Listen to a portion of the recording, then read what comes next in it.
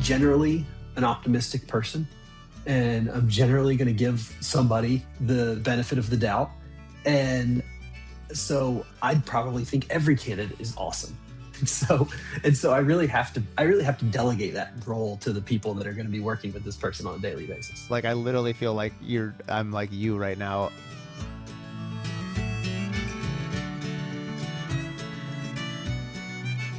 Today in the Curious Builder podcast, we had Tanner Konrady on from the East Coast, and we had a great episode. Fourth generation builder, lots of really cool stuff. I really like towards the end of the interview, we kind of go into some of the nonprofits, and there's some great just mantras to run your company by. So without further ado, here's Tanner Konrady. Welcome to the Curious Builder podcast. I'm Mark Williams, your host, as opposed to zero other hosts we've ever had. Today, I'm going out to North Carolina. I've got Tanner Konrady on, Konrady and Sons. Thanks for coming on, Tanner. Yeah, Mark, thanks for having me. So I don't know North Carolina very well. You're in Okay. Wrightsville Beach, I know, but it sounds like you're also in the surrounding areas. Is that right? Yeah, Wrightsville Beach. It's southeast North Carolina. So Wilmington is the city off of Wrightsville Beach. I guess you could call us a city. We've grown enough to be qualified as a city. It's like an hour north of Myrtle Beach, hour and a half north of Myrtle Beach. So the southeast corner of North Yeah. Carolina, right there on the Well, I coast. love it. So you've been in the business for quite a while, but I think what's kind of interesting about reading your bio a little bit is that you knew growing up, correct me if I'm wrong, but that you wanted to be a builder. Is that right? No, honestly, I didn't really want to Opposite. be a builder. Opposite. Yes, that was just like me. Okay, I thought I had that wrong. No, I mean, I grew up in the business. My dad was a builder, Konrady and Son Construction. I took over the business from him. And growing up, I was an athlete. I loved being on a field, being outside. Every time I went to the job site, it was picking up trash and moving lumber and materials. And so it was not a very glamorous, fun place to be. It'd be summer vacation, it'd be hot, all the things. Um, and so I didn't want to be a builder until really my freshman year of college. And what changed? I got a taste of actual construction work. I came home at Christmas break. I went to North Carolina State University my freshman year. I came home at Christmas break. I had been at NC State with the intention of going into turf grass management. Again, being an athlete, wanting to be on a field, thought that would be a cool, interesting direction. Got into some science classes and other things, and was just like not interested at all in all the things that were involved in that. So I remember coming home for the month and was like, Dad, can I just work for you for the month, make some money to go back to school next semester? Like, I don't know what I want to do, but I don't think it's this. And I can do anything I can grit my teeth and do any job for a month. Like, it's not that big of a deal. And he put me on one of his crews with one of his young carpenters at the time, the early 20s guy, and was like, just follow him around for the month and do what he says. And I remember we were putting cedar shakes on the side of a house, and I was up on the walk boards with the guy. We were running shakes. He was teaching me how to bend flashing and install shakes and back caulking, all the things. And one of the things that attracted me to it the most was the instant results, right? You walk in the morning, you put all this siding up, you walk away at the end of the day, and you're like, all that stuff just got accomplished today. Like, that's awesome. Rather than, watering this plant that I was learning about that takes months and months to grow and maybe grows and maybe doesn't. And I was like, this is cool. And so I got really excited about it. And when I went back to NC State my second semester of my freshman year, I inquired with some of the advisors about what offerings they had.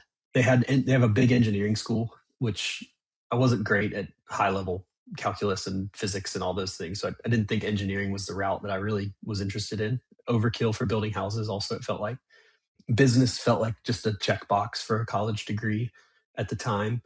And so I decided after my freshman year, I moved home, and that's when I started working full time for my dad. It's funny. Mine was very similar. I had zero interest in being a builder. You see, my mom was a designer, my dad was a builder, and it wasn't, I loved the lifestyle. So I thought when you're surrounded by entrepreneurs, you just think that's how everyone's lifestyle is. And then I got into the real world after I went to college and then 1 year of sales, and I loved it.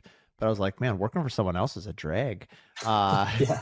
And so I also think having a high level dose of ADHD, it's like, I think construction sort of attracts people that like to do a lot of things quickly, and the variableness of it, that it's always changing.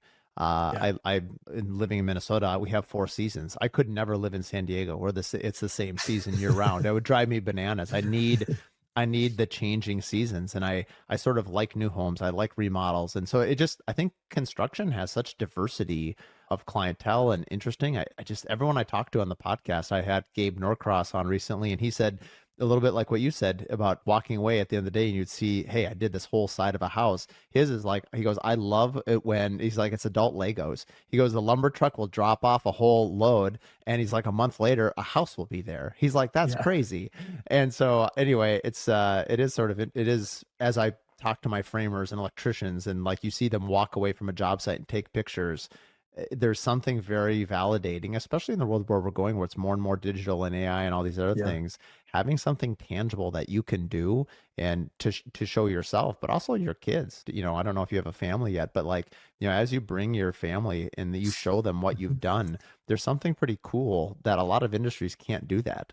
Yeah, it absolutely is. It's rewarding, and I love seeing guys working on the job site, no matter what the trade is or manager role or whatever they are. Like they get really proud and excited about things that they've accomplished and that they've done, and like it's just fun to watch and see people grow like that. You had mentioned just your athletic background. What sports did you play? Through high school, I played football and baseball, Okay.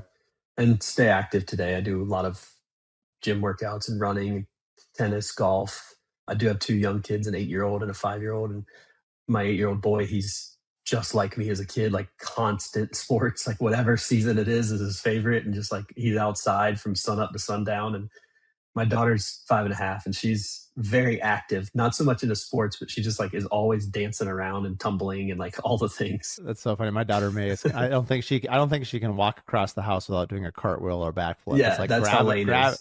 gravity does not work on my daughter. It's kind of wild. One of the things I want to talk to you about is we can talk a little bit about your operations and what you found valuable, but I'm kind of curious about the part where you're part of this it says NC Healthy Built Home Certification. Tell me a little bit about what you've been pursuing there. I mean, we're seeing it across the country. I mean, I'm loving what, you know, our pursuit of it over the last couple of years, but tell me a little bit about how wellness is making its way into your company, into the homes that you build and the clients that you're attracting. That's that's super fun. I mean, I'm big into that as well. I mean, I do sauna and cold plunge and all the things. I've got them at my house, and you know, it's a big part of my routine. And more and more and more, we're having clients that are interested in that and wanting to find spaces where we can plug and play saunas and cold plunges and you know gyms. That's been a really fun thing to see, and they're so unique and they can be so widely variable depending on what the person needs.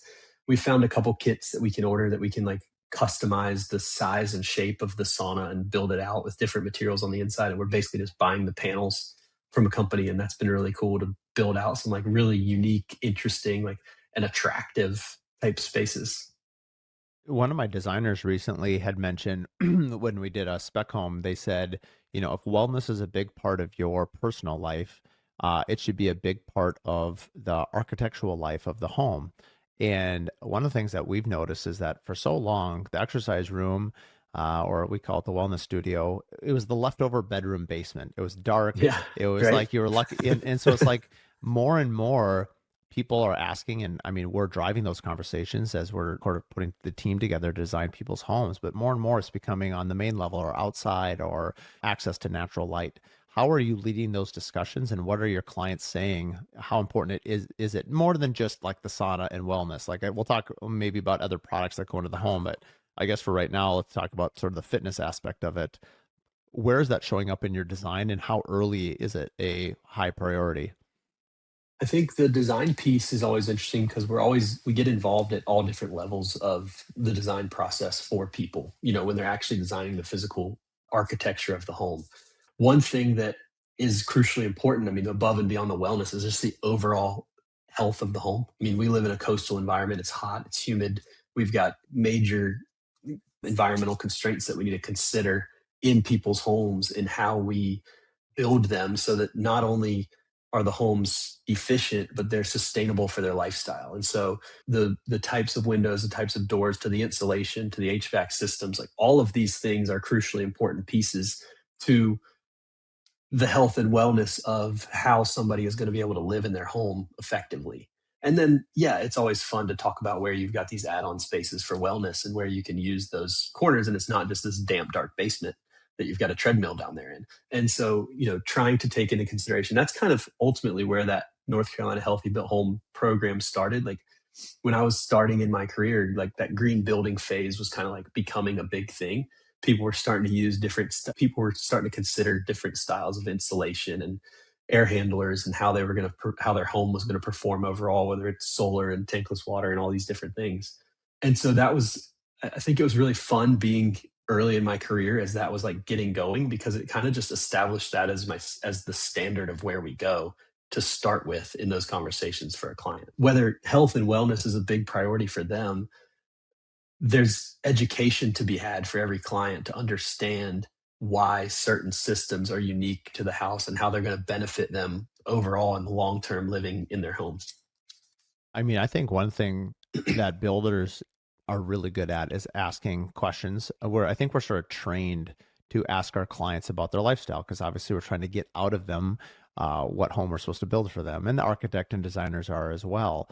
But I think one of the successes that we've had recently, I'm curious to see if this has resonated with you, but like I've never done triple pane windows in 22 years. And we live in a climate where we need them. I mean, it's minus 20 here in the winter, and our humidity is 80 some percent in the summer. It's nasty up here. And I'm in our spec home right now where we did triple pane windows. And now I have 3 out of 4 clients with triple pane windows. But like you, I started in 2005 and went through the whole '08, 9, 10 era and all that kind of stuff. And that was when all the green energy and we always said there was 2 kinds of people. There are greenback greenies, like it made financial sense, and then there was green people that wanted to do it because it was environmental friendly, or so they were led to believe. And but just my clientele has not, at least in Minnesota, it has not been a huge movement. I know in California, as I've interviewed people, solar and geothermal when you're off the grid, there's just certain things that make more sense. But my clients have not asked me personally for them. However, when I've switched the narrative from triple pane to being energy efficient to being wellness, comfort, quiet, Mm-hmm. now everyone wants them. And so I wonder if it's just that has been a trick for me that I've had to change it's the same product. It's just I've changed, it's not even selling. I'm changing the narrative and the story around and I think we do that on a lot of different products. I'm curious, what are some things that you've sort of maybe had in your career here over the last 20 years as you look around and say, well, man, I changed what I thought and the narrative is different now. And now my clients, they like this product or they like this thing in a way that maybe before it wasn't hitting home. I mean, similar to you, unlike your cold winters, we've got crazy hot, humid summers, right? It's 100,000% humidity and it's just hot and everything sweats.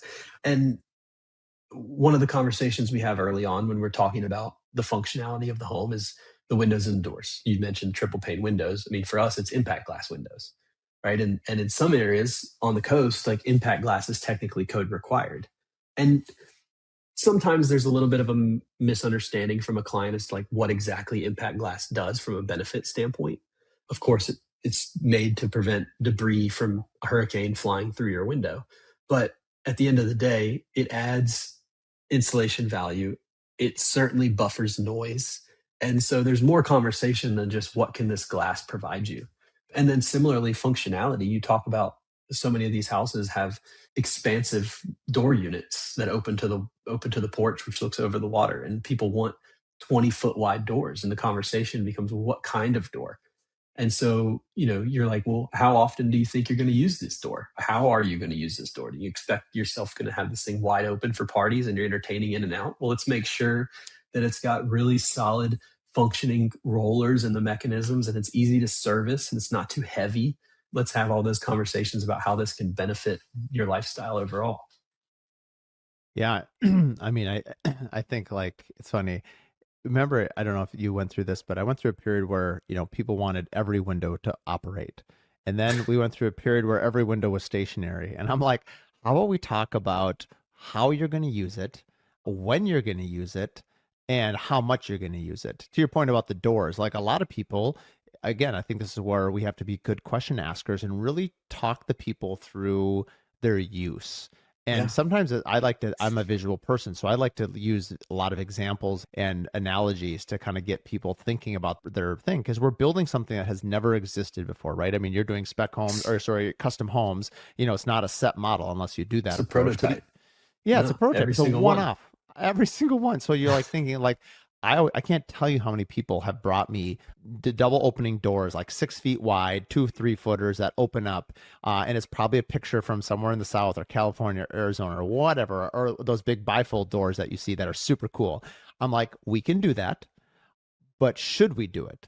So let's talk a little bit about how is this door going to seal when you've Yep. got a 40-mile or straight mile wind, and also it's minus 20, or in your case, 120 degrees hurricane, Yeah. and I'm not saying we have to build a steel bomb bunker shelter to live in. Like you can still do it aesthetically beautiful, but I don't know. I want something that's going to last a long time. Like I have this new thing that I'm sort of obsessed with. I really want to build homes that last 100 years. My lawyer hates that I say that because, it's like implied you can, I think you can override your state statute warranties, but to me I less care about the fact and I care more about the intention.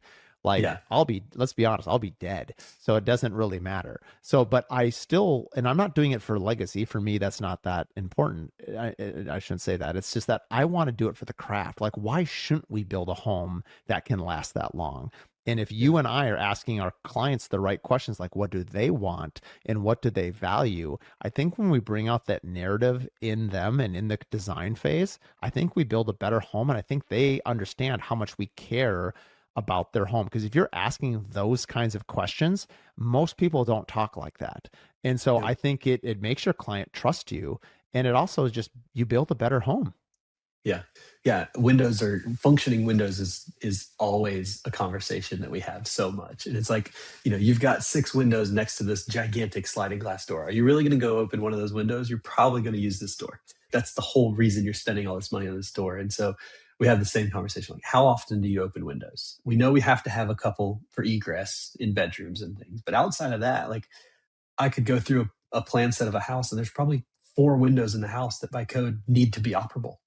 The rest of them could be fixed. And maybe we want to add one over the kitchen sink or strategically in places if they've got a little reading nook or something. But so often we do that same like walk, kind of like hypothetically walking through the house 2 dimensionally on the floor plans. We're like, you're not going to use this window in the laundry room. Are you in the laundry room long enough to open a window? Probably not. Let's let the light come in, but let's not open this window. And there's a savings component associated with that, of course, and a maintenance component. But at the end of the day, it's more about just understanding the functionality and being intentional about how we guide people through that process.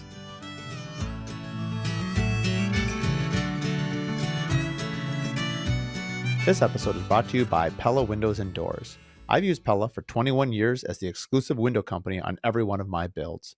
When people ask me who I trust for windows and doors, it's Pella, every time. Their craftsmanship, their innovation, the top tier service make them a no brainer for any custom home builder or designer who demand the best. Whether you're designing something bold or building something with timeless elegance, Pella has you covered. They're also the only window company that has a lifetime warranty on all of their windows. I've gotten to know all of their people at Pella Corporate as well as locally here at Pella Northland. I'm proud to call them our partners and our friends. Visit Pella.com to learn more and connect with your local reps today. For more information, you can also listen to episode 1, where I interview the Pella Northland founders, as well as episode 109, where we talk all about their latest innovation with the Steady Set window. When I say that comment about homes that last a long time, you were a firefighter for, what, over 10 years. I don't know how many active fires you've been inside a home, but I've heard before from other firefighters that like the homes we build today compared to the homes that we built, let's call it 100 years. I'd be curious from a burning standpoint, what do they teach you in fire safety? Like if you went into a home from 1919 and you're combating fire versus if you go into a house from 2020, is this fire do differently because the materials are different that it's burning? Yeah, for sure. I mean, I think you look at a house from 1990, it's more like it's built of kindling. Like you're probably not actually going in that house. You're probably just putting fire on it from the outside, unless there's somebody in it. In today's world, like these houses are built so tight, the house could be on fire and you may not even hardly know it from the outside. Not to mention, you get back talking about triple pane windows and impact glass windows and doors with multi-point locks. Like you're not just cutting those open to access with a ladder like you trained for. Like it's a whole different method of entry. So a lot of different components in today's world. I would imagine too, from an air sealing standpoint, right? Like fire needs oxygen. I wonder how many of the modern fires just burn themselves out because there's no oxygen because the home is too Yeah, tight. that's a good question. Does that happen? I don't. That's actually a really good question. I hadn't really. I mean, I remember sitting through a seminar in my mid 20s, probably with a green building, somebody somewhere, and they were talking about a house that they had built that was so tight that something on the stove caught on fire, and they didn't even know that it was on fire until it like made its way out through like the hood vent because that was the only exit point to the outside. Like that's how tight the houses are being built. And I think we still build them tight like that in a way that it probably, in some instances, I could see that it could do that. But you're also mechanically bringing in fresh air at times. So it's not like it's got such little oxygen that you wouldn't be able to walk around in it either. Is there anything you learned from being a firefighter that you apply to your business? On the construction method side, I'd say less. On the teamwork, accountability, do your job side, I mean, so many lessons. I mean, what are some that come to mind? I mean, you think about going in as a unit fighting fire. And everybody has a job. It's very specific what your job is, and everybody else is relying on you to do that job to keep them safe and put the fire out. And that you're only going to be as strong as the weakest link in that situation. Home building is very similar, right? You're not. It's not always a life or death situation. It's a dangerous job, but it's not always life or death. But the expectation that you've got all these different people. You got an electrician, he's there to do the electrical work. You got the plumber, he's there, and they all have to do their job well, and they all have to do their job in the right order for the guy behind them to succeed at his job. So understanding that piece of accountability and teamwork as it pertains to process and structure is something that's translatable across all industry. I was interviewing someone recently. Have you read the book by Jocko Willink, Extreme Ownership? Yeah. And so just what you're phrasing just reminded me of that a little bit, but just we all have separate jobs, but we're also all sort of responsible not only for our job, of course, which we're trained to do, but we're sort of in charge. I think the most successful builders and ones that I know I try to be is that you kind of want everyone to have a common vision and a common goal. And I think that leadership starts at the top with you and I, of the owner of our It companies. has to. But you really want everybody to feel that same pull. I would hate for the narrative, and if they ever said this, they wouldn't work for me for very long. But if the electrician, and it's up to us obviously to set the standard, but like rough-ins are just a messy time of construction. And we always, every GC has dealt with this, and I'd be curious to know how you deal with it because I don't know anyone that knows how to solve it completely perfectly, but it's a team approach. The electrician, we overlap our guys usually. If each guy has 3-4 days, we try to overlap each one a day or two so they can work together, because there are times where we have to chase Hmm. something up or they have to run parallel or whatever it is. But inevitably someone's making a mess, and someone will be like, well, if they show up to a messy job site, they're less likely to clean it, their work. But then if For someone sure. messes up their job site, they get pretty pissy about it, and rightly so. But like, how do you actually get past it where people stop only accounting for their own mess and not as a collective, like, this is somebody's home. They could come by at any point in time and see this home. And if this were my home, how would I want it to look? And the problem is that everyone keeps their own house differently. I mean, you do remodeling. So it's like, I've walked into pigsties, I've walked into hoarder situations, I've walked into homes. I'm like, wow, we're remodeling this house. Like, this house is amazing.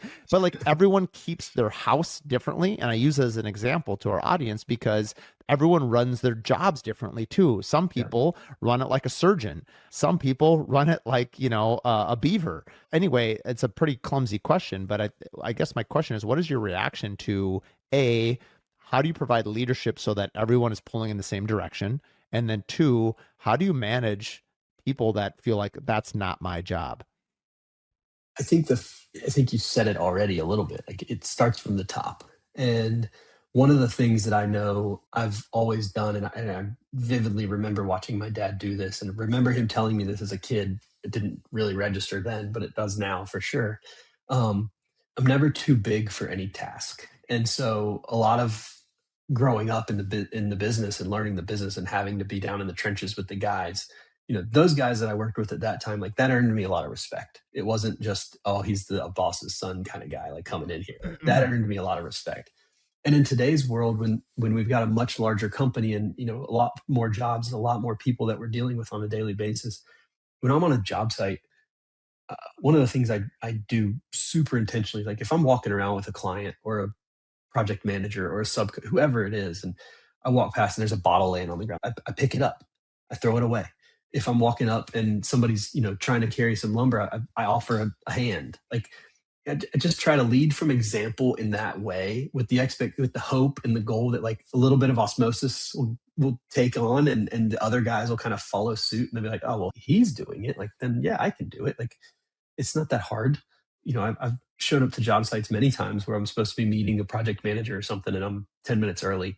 And I'll walk around. Maybe I grab a bucket and start picking up some trash.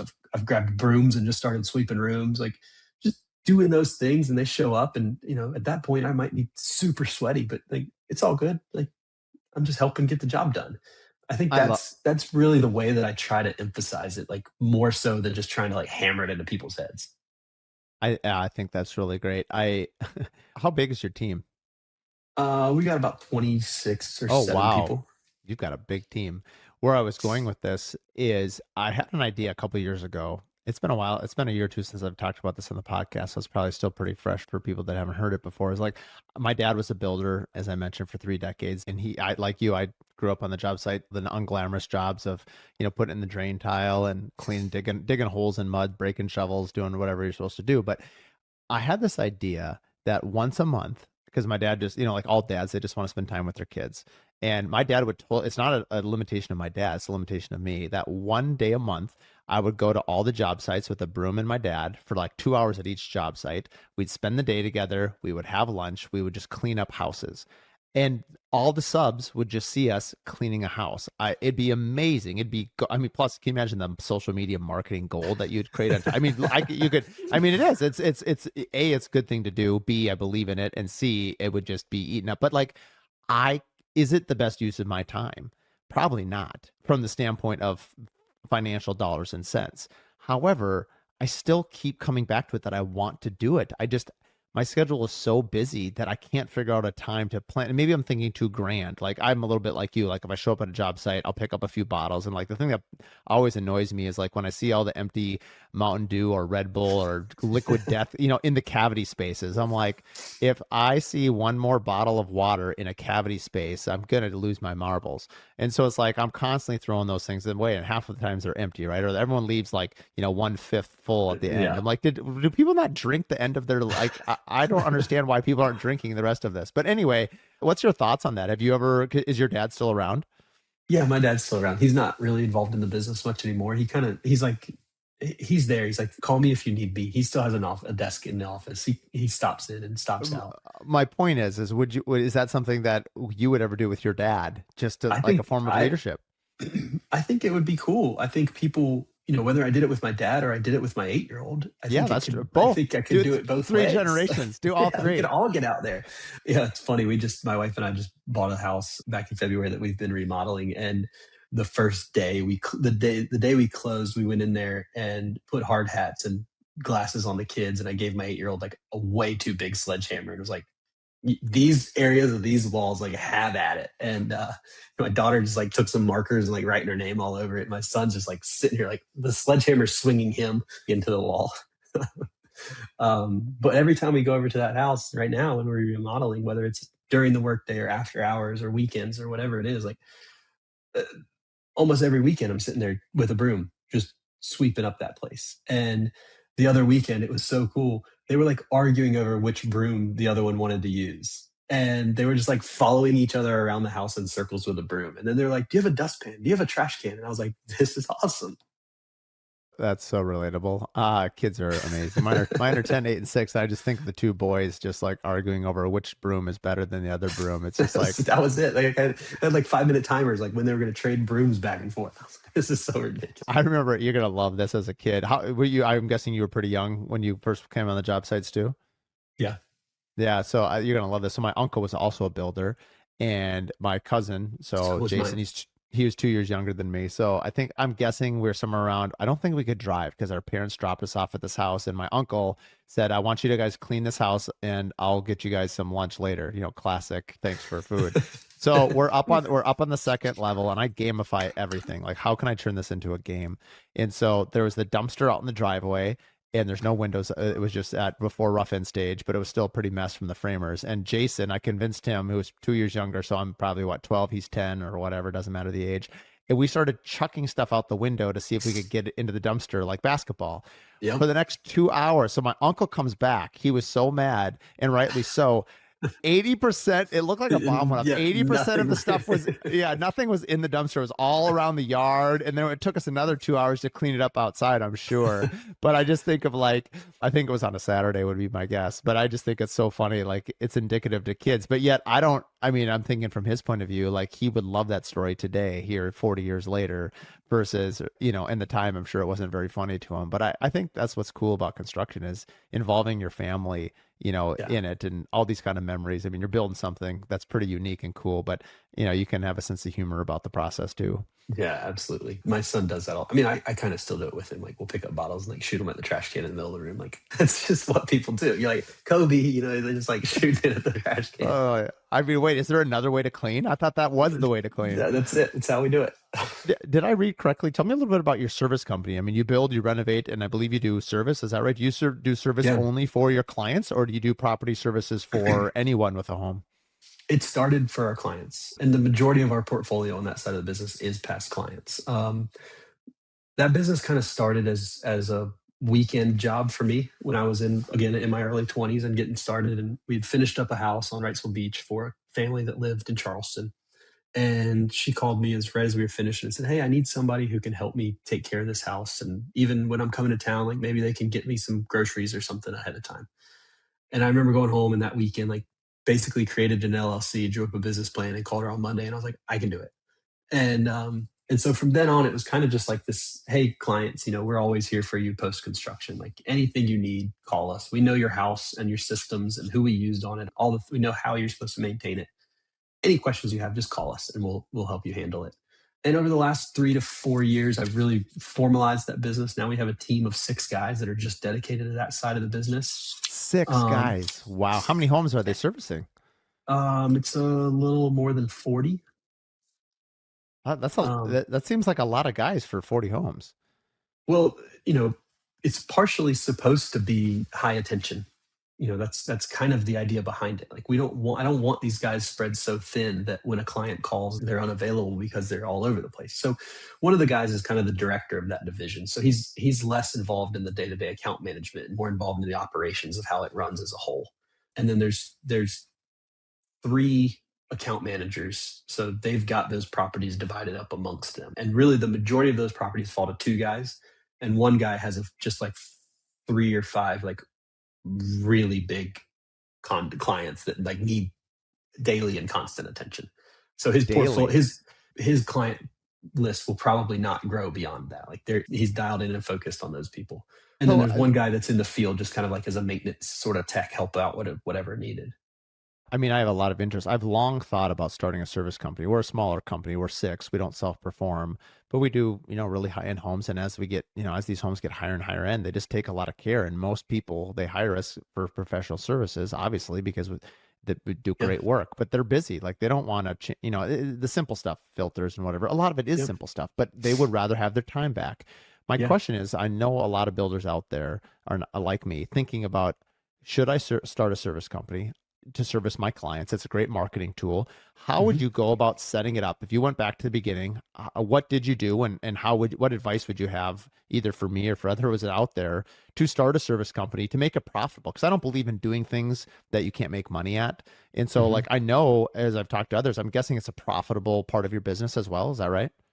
Yeah, I mean, it's not the main revenue source, of course, but it is a profitable part of the business. I view it as a mechanic shop, right? Like your vehicle needs an oil change and it needs tires, and your house needs similar services. And so, having this division of our company allows us to remain relevant to the client.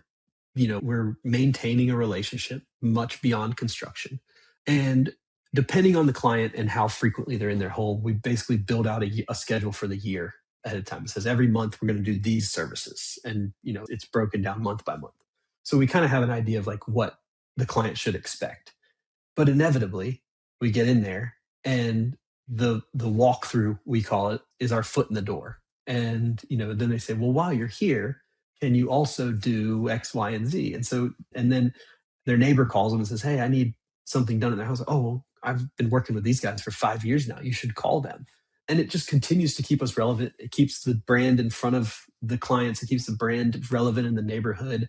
And a lot of them are short, quick, easy type things, but it's just that it's that differentiator with the client to say, hey, we're not just going to stop being a resource to you post construction. We're going to maintain our relationship with you forever. We're building a home that we want to maintain because we know it's not going to be a problem. Like if we Yeah, were I building like homes that were going to be a problem, I wouldn't want to maintain them that's because that's always also be problems. that's also a good point. I don't know what your warranties are down there in Minnesota. We have to warranty it up to 10 years structurally. And Andrew Patterson's a builder out in Newport, and he has a very high end service that he does for all of his clients. They're on the coast, so they have to power wash the homes twice a Hmm. year and all kinds of We other do stuff. And all, his yep, point, all that yeah, stuff. and his point is you have to warranty the house. Wouldn't you also want to get paid for it as well? And it's such a simple, it Yeah. keeps running rent free in my head. Like I need to get on this at some point. It's just like there's other fires that are more urgent than that. But again, are you charging a like a yearly fee, a quarterly fee? How do you, because I've had this idea that I would go to my 10 best clients, charge them like 10 or 15,000 a year for the list of whatever services we'd come up for them. And some would say no, but I'd give them a discount. They would seed it. And then we would start the service company with sort of that seed money. I'd be very open with it. My past clients are my best clients, right? I would Awesome. tell them like, hey, I'm starting a service company. I would like the capital on the front end. I'll give you a discount to do this. Let's say you're going to charge everyone else 15, you charge them 10 for the first year. They save 5,000. It's a win-win for everyone. And for this easy example, you just raised $1 million, right? 10 clients at 100 grand. You get a couple employees and you start knocking it out. That's how I would approach it if I was to start one from scratch. How did you approach it when you started? Because you didn't start with 40 homes. You obviously built this up. We started it. All of our construction projects are cost plus, and Yeah. so we've started it and approached it essentially the same way. It's an a la carte service. It's here's our schedule for the year. We're going to come through on a lot of secondary homes. We say, hey, we're going to walk through your house once a month. Sometimes it's twice a month, and we're just going to check sinks, make sure there's no leaks. We're going to check to make sure your thermostat's set on 75 and the air is actually on at 75. We're going to check, change your air filters quarterly, wash your house twice a year, all those kinds of things. We did sign a couple people up on the subscription. And what we found is that it got really complicated to differentiate what was part of their initial payment up front versus what we were just providing as a service in addition to that. And so, because again, it's kind of like the oil change. While you're here, we should change your spark plugs. We didn't qualify that in that subscription cost. So now that's an extra. It's we Construction lives in the gray. It's not black and white. And so it gets really complicated. So we found that the best, fairest way to do it is to just say, hey, we're just going to bill you for the stuff that we do at the time that we do it. And if you ask us to do anything above and beyond what we've outlined for the year, and even some of those outside services that we're going to contract in, we'll get you some pricing for it before we do it. But if you want us to paint 3 rooms in your house, we'll bring the painter over here, we'll get pricing for it, and we'll execute it, and then it's done. And you only have one person you have to call, because for a homeowner to try to get a painter out to the job site to look at painting 3 rooms in their house, they're going to get charged a premium if they can get him to the house. Do they know they can trust him? Who's going to let him in and let him out and make sure he cleaned up everything? That's where we bring value. We can get these people here. We've got leverage on them. We often get discounts from suppliers and vendors anyways because we work with them so much. So we're able to provide real value. Plus, we know the home and we know the professionalism that's expected, and so we can hold everybody to that standard.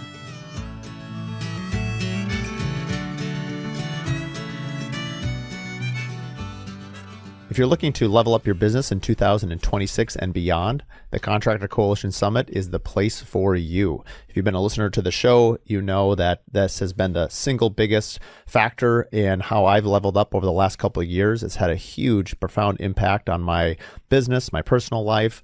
It's what helped me launch the Curious Builder, in fact. Our last one of the season will be another 3-4 day event in Charlotte, North Carolina. All the details can be found at contractorcoalitionsummit.com.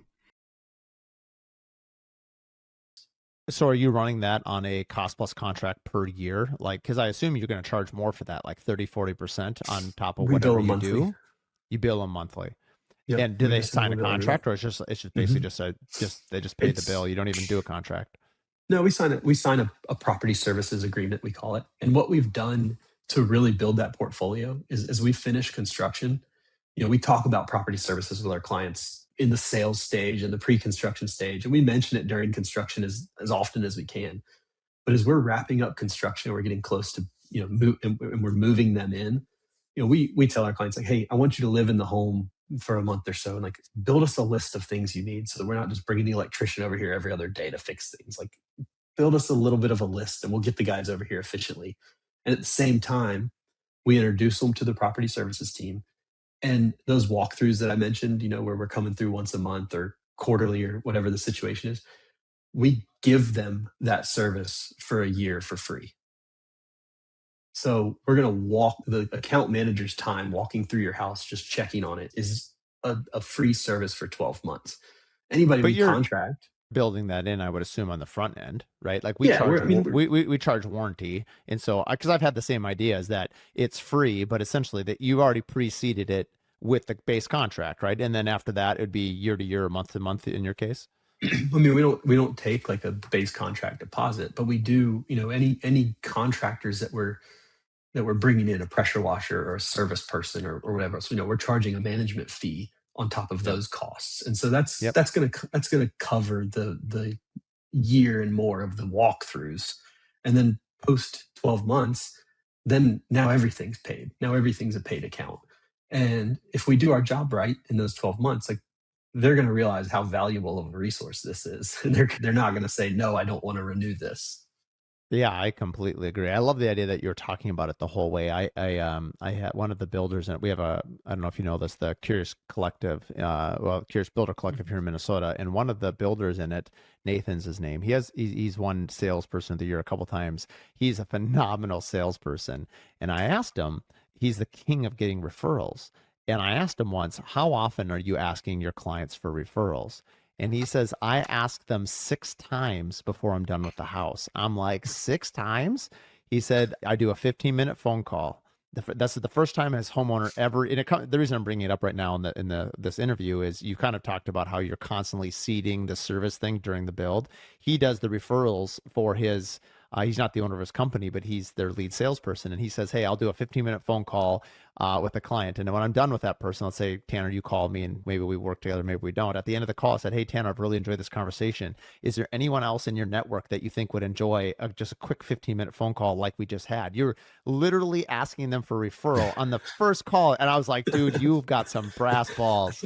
That And I was is. like, and then he would do a 1 hour meeting. He'd ask him after the 1 hour meeting. Then he'd do it when they sign the pre-design contract. Then when they get it, when they dig ground, when they do rough-ins, when they do, I don't know, cabinet install, and then when they move in, I'm like, buddy, you are incredible. And it's That's funny because crazy. but it's actually not crazy because it goes back to I still think that contractors, I think this is a human condition. I don't think we as humans ask for help enough. And when you ask somebody for help, you're asking them to trust you and you're also telling them that you trust them. And what better way to build trust on a two-way street than asking somebody else generally for help? And they're also going to tell you pretty quickly how they feel about you if they say no. Because if someone, could you imagine having that 1 hour Yeah. meeting and then and you'd be like, hey, is there anyone that you would like to recommend us to? And like, what, Tanner? Why would we recommend? We're not going to build with you. You're like, well, No I'm glad we chance. cleared. I'm glad we cleared that up. At least I don't have to waste my time, trying to land you as a client. But like, there's a lot of wisdom to that approach. And so anyway, it Yeah. just came to mind, so I had to share it. Yeah, that's crazy. That's cool. You're right. That's pretty impressive. That's pretty ballsy. What, tell me a little bit about how you hire people. I mean, you have 26 people. You've got to probably have a pretty good process to bring on that many people. I've, yeah, I'm kind of I, curious how I that tr- happens. I try to stay fairly uninvolved in hiring. Structurally, organizationally, I'm not most of our hires. I'm not working with on a day to day basis. I'm here and I'm obviously working with them all the time, but our project managers are not reporting directly into me, and so I'm not the one that's ultimately dealing with them on a day to day basis. And so for me, it's more important that the people that they're going to be working with day to day are the ones that are doing the interviews. And once they get past a couple conversations and they're like, "Hey, this is a great candidate," then I'm happy to meet them and have a conversation to just introduce myself and make sure that I feel the same. But I'm generally an optimistic person, and I'm generally going to give somebody the benefit of the doubt. And so I would say that I'd probably think every candidate is awesome. So I really have to delegate that role to the people that are going to be working with this person on a daily basis. Tanner, how old are you? 37. Okay, man, you learned that way faster than I did. I'm 45. I'm laughing so hard. I don't know if the audience can see me laughing at you because like I literally feel like I'm like you right now. I am such an optimist that for years, and I've been lucky. I've had a lot of really good people. I've had a few stinkers, and no matter what, I think you have to go through that no matter what. But I recently, probably 2 years ago, I decided I will never hire another person ever again for my company. My team will hire them because like you, I just think everyone's amazing. And I think it makes me a good remodeler because we can see the vision of what can happen. Yeah. But if you're hiring somebody for who they can become and not for who they are, that's probably a problem. And I'm not saying people can't grow and evolve, but I don't know. I just find that I am far better at not hiring anymore. So Yeah. kudos to you to figuring that out way quicker than me. Did you learn that because you saw it in your dad's company, or how did you know to do that right away? How did you know that you were too No, optimistic? I just think I saw some challenges trying to bring in people and then develop them into teams, and them not having the same buy-in on each other that I had from day one. It just took longer than I would have liked it to. And in some cases it didn't work. And we had to restructure teams. And it was just like, these guys can't work together. Like I thought maybe they could, but like these guys aren't a good fit. And so it happened with a few of that. I mean, we grew really fast over the last 3+ years. And we didn't always have a team of 26 people. I mean, my dad's company had it was like him and me and my sister and one other guy. His company was much, much different than mine. And so as we've grown and as we've brought people in, I've just seen and learned and kind of had that experience of like, okay, and I would agree, generally, we've been pretty successful with hires. We've brought in good people. We have a young team, which I think is a huge benefit of ours because all the guys that we have are really, really excited about the industry and learning and growing and developing, and they just want to be a sponge. And we can teach somebody how to build a house. I can't teach them to want to learn to build a house. And so I'm looking for those kinds of guys that really want to be that. And on a leadership level, I'm looking for guys that have a lot of experience but want to be a mentor and want to help bring people along and grow and develop and aren't too proud to want to pass their knowledge on to the next guy. I like that a lot. As we kind of wind down the interview, one thing I really want to talk about is, kind of your giving back. You have this great quote that our team found that giving back to the community is not about making a donation, it's about making a difference. I'm curious, I mean, you're involved with at least 4 or 5 nonprofits that I can see. Where did that come from? How do you incorporate into your business? Why is it important to you? And I guess I'd love to hear a little bit more about your process because I think most people would say they would love to help. Going back to time and money, both are very valuable resources. Sometimes it's easier to give your money than it is your time. Both are needed. A nonprofit can't really work without liquidity. So I'm not discounting people that give financially, but I still think that when time is your shortest asset, like it always seems like time is the thing that helps the most. I'm just curious how you look at foundational work and what it means to you as a person and as a company. Well, I think part of it is understanding what the community has afforded us as a company to be able to do and supported us and provided jobs for us. And we've grown our presence in the community because the community has been so supportive. And in order to do that, we want to be able to provide and support those in the community in whatever way that looks like. And so, for me, it started young. I mean, I think my dad and mom have always been very generous people, and so that was instilled in me early. And I've just always wanted to be able to be somebody that offers the next person and the next generation an opportunity that they may or not have been able to have, but they can see that it's important. And I want my people to see that that's an important piece to me. I mean, I want us to be out in the community, out having going to events, sponsoring different events, sitting at tables with people. And the other piece of that is the backside of that, which isn't the intent, but it does bring a lot of value to the business because again, it's creating visibility for you. You're in a relaxed, neutral environment with clients or potential clients or network people that are getting to see a non-business side of you and getting to see a caring side of you where you're sitting there together trying to grow something. It just I feel like it's super impactful and it brings a lot of value to everybody. I love that answer. I love the fact that you're focusing on the community in the way that you said it is really powerful. I was thinking about as a dad, like if you don't know anybody, but if you're at a soccer game with your son and your daughter's doing cartwheels in the bleachers, and another parent is like saying how great your son is or how talented your daughter is, like even if you don't know that person, I'm guessing you instantly like them.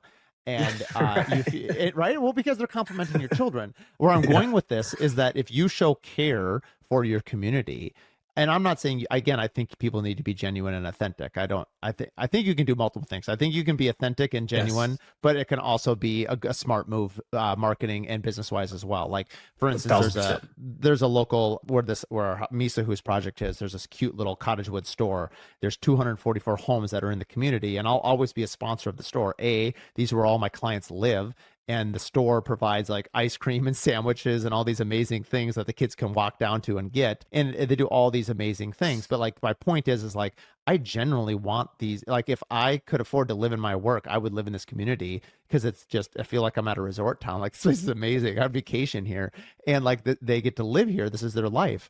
But you're basically saying like I care about you, I care about your children, I care about the neighborhoods that you grow up in. And that's just one thing. Anyway, I guess my point is, and sometimes having a podcast helps me articulate what I didn't know was in there. But like, I like what the way you said it, that if I focus on how I can help my community, it'll give me opportunities to figure out where I want to donate or be involved from a nonprofit. Like, what do I care about? Yeah, Because there's things that you care about, whatever it might be, and there's places you can give your time. I was a coach at one time. Like maybe at that time when I was freer, I could coach. Now I have 3 kids. I don't have that time to coach. Like, you found value clearly in being in the fire department, but as your business grew and your family grew, like you had to take a step back. It doesn't mean that you weren't supportive. You just have to support it, I'm likely guessing, in a different way today. exactly. That's exactly right. One maybe two final questions here as we wrap up. I can't remember. I forgot to ask you. Did you end up reading that book Relentless by Tim Glover that's on our podcast right now or not? I've read that book before. Yeah. Oh, you have read it. So Yeah. perfect. Okay. Out of curiosity, how long ago did you read it? It's been a while, It's been a probably. while. Yeah. It's been a That's fine. bit, but I have read it. That's fine. So here is my question, because it's been a couple weeks since I've had the question answer a question from the previous guests, and I left my notes at the office. So this is a question for me. What does the word relentless mean to you? Um, I would say that in a lot of ways, relentless to me means consistency. And I guess what I mean by that is I feel that it's a it's really hard to develop anything really, really well without doing it intentionally and doing it consistently. And when you're relentless about it, it means you're passionate about it. It means you're going to go after it 110%. But if you're not going after it in a consistent way, then you're not making the progress that you're probably expecting to make. And so I think being relentless means that you're going to show up and you're going to show up in a way that's consistent day in and day out. And it's going to be able to be replicated by others because they're going to see that. But it's also going to provide the results that you're overall after in whatever area that is that you're pursuing. If I was to ask you right now, what is something that you're currently focusing your relentless energy towards, or do you not think about it in those terms? I would say one of the big things that I'm focusing my energy and leadership and growth on right now is being better at celebrating. I'm not a great celebrator. I'm if that's a word. Yeah, yeah, yeah. I got you.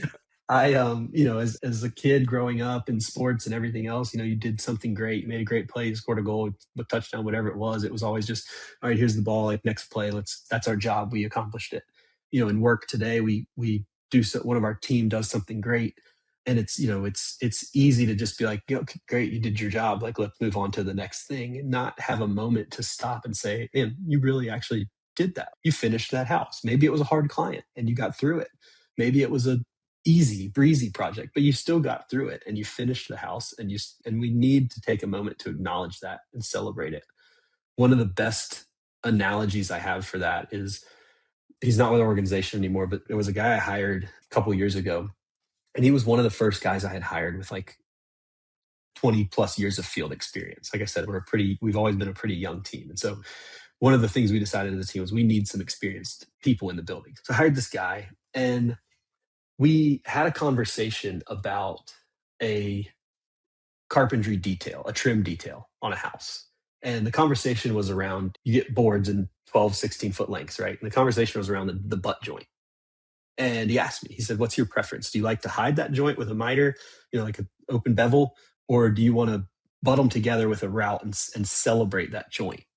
Oh, did I lose you? You there? Yeah, yeah, you're back now. You're just saying, do you like Um, the butt joint or do you like the miter? And then it cut out. yeah. So he describe it as, do you want to celebrate that joint or do you want to try to hide it?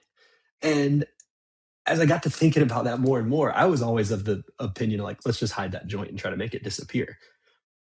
And there's still applications where that makes the most sense. But in a lot of applications, it's, hey, we should celebrate this joint because long term, this is going to provide a better look, and it's going to be a better quality product long term, because this miter is going to open up over time. Wood's going to expand and contract, and it's going to look different. If you do it intentionally and you celebrate that joint, it's going to give you a much better long term outcome.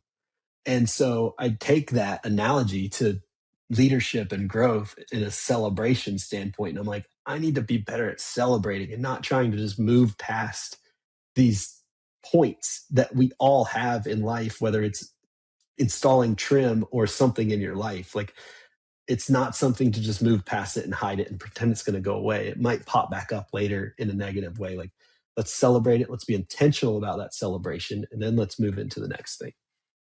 I mean, I think that's extremely well said. I just forget who it was. One of these podcasters. I forget the Modern Wisdom. I don't know if you ever listened to his I don't stuff. think I've heard them. He's over in the UK, but he had something that just showed up on my algorithm the other day, and he was talking about how success. If you're a highly successful person, or you've been in sports like you have been, Tanner, or whatever it is, like you kind of you there's things that you probably just pick up naturally, easily, and so that is. But that's no longer success to you anymore. That's baseline. You expect that. So then if you do anything but that, it's considered failure. That's not true either. And so then in order for you to have success, or like a celebration moment, is something like beyond your expectations. But I think a lot of us, especially owners and the type A personality, we have a hard time celebrating because we're always we sort of get addicted to the hustle. You get addicted to the consistency. You mentioned relentless. The grind, you have to figure out, and I think it's important. Like, if you don't sort of love the grind, or if you don't, I don't know much about football. I mean, I know enough, but like, if you don't love practice, if you don't love lifting weights, if you Yeah. don't love this, well, like, you're not going to make it in football. I got to be honest with you. Like, game time is only Yeah. a couple times a Yeah. year. And Right. so like like, running, for me, I like racing. I love racing, but like, I love the training. And so, but if you don't stop I love your advice. I think it's really, you're wise beyond your years at 37. I'm like, man, I'm still learning these lessons at 45. I'm still not quite there. I'm curious, have there been people in your life, your spouse, or other people that have approached you and said like, hey, you need to stop and consider, like, how did you become self-aware enough to realize you need to celebrate these moments, either with your team or with yourself personally? I think I have gotten feedback about that in the past of, hey, we need, you're running 100,000 miles an hour all the time and your head is down and you're we all acknowledge that you're getting the results of the job that you're looking for.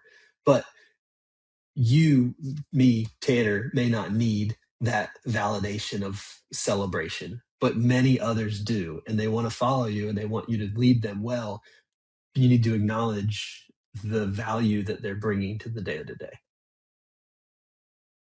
There you go. Well, I don't know how you can end an episode better than that. Thanks for coming on the podcast. Thanks for being flexible with your time. I know we had moved some. Yeah, absolutely. I got a client meeting here in 20 minutes to try to put a deal back together. So, All good. so I get it. we'll get her done. Thanks for tuning in to the Curious Builder podcast. And we're going to be in Charlotte. I'll send you an email after this for the Yeah, do that. Contractor Coalition Summit. So if you're up in that way, I know we didn't get to touch into your Builder 20 leadership and some of the other stuff, but I'd love to meet you in person. And we're kind of on the East Coast, so maybe we'll get to see you. Sounds great. Thank you for All having right. me. All right. Thanks, buddy. Thanks for tuning in to the Curious Builder podcast. If you like this episode, do us a favor, share it with 3 other business owners. The best way that we can spread what we're doing is by word of mouth, and with your help, we can continue to help other curious builders expand their business. Please share it with your friends, like and review online, and thanks again for tuning in.